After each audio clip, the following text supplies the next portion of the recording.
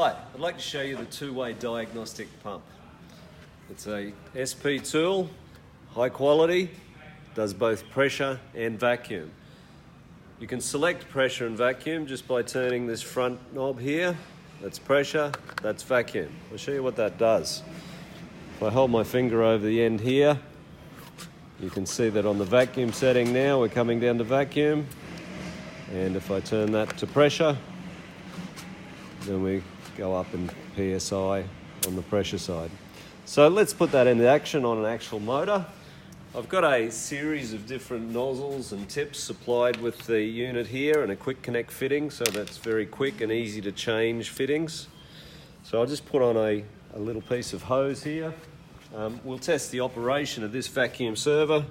We'll remove the vacuum hose, replace it with the test line. Now, you should be able to see the diaphragm here as I apply vacuum.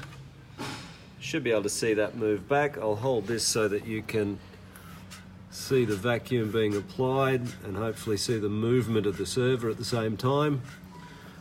Okay. You can also see now that we're holding a steady pressure, or a steady vacuum, I should say, and that there's no leaks either in the diaphragm or this system that we're testing here. I'll move this back now to the pressure setting and you'll see it leak back and you see the movement of the actuator.